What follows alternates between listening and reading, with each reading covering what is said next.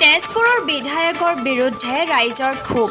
অসম দৰ্শন আঁচনিৰ অধীনত ঐতিহাসিক দেৱালয়ৰ উন্নয়নৰ ধন আত্মসাৎ কৰাৰ অভিযোগ। বিধায়কে গঠন কৰি দিয়া কমিটিৰ দুই বিষয়ববীয়া অংকুৰ দাস আৰু পল্লৱ বৰুৱাই ৰাইজক অন্ধকাৰত ৰাখি উলিয়াই নিলে আঁচনিৰ ধন।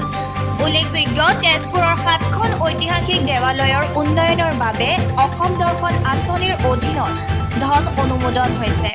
আঁচনিৰ অধীনত প্ৰতিখন দেৱালয় তথা মন্দিৰে 15 লাখকৈ টকা লাভ কৰিছে। তাৰে 3খন আঁচনি ক্ৰমে নলেশ্বৰ দেৱালয়, গণেশ মন্দিৰ আৰু হেঙুলেশ্বৰ দেৱালয়ৰ বাবে বিগত মাৰ্চ মাহতে প্ৰথম কিস্তিৰ 7 লাখকৈ টকা মুকলি কৰি দিয়া হৈছে। কিন্তু ধন মুকলি হোৱাৰ কথা দেৱালয় পৰিচালনা কমিটিয়ে গমেই নাপায়।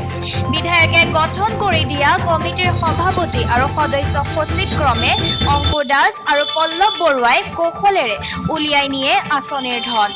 ৰাইজে নিজাববীয়াকৈ আয়ুক্তৰ কাৰ্যালয়ত খবৰ কৰাতহে সমগ্ৰ কথা পোহৰলৈ আহে।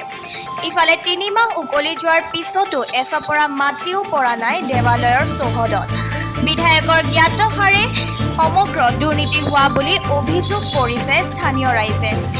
ইতিমধ্যে এই সমগ্ৰ বিষয়ৰ তদন্তৰ বাবে জিলায়ুক্তৰ কাষ চাপিছে নলেশ্বৰ দেৱালয় আৰু গণেশ মন্দিৰ পৰিচালনা সমিতিৰ বিষয়ববীয়া।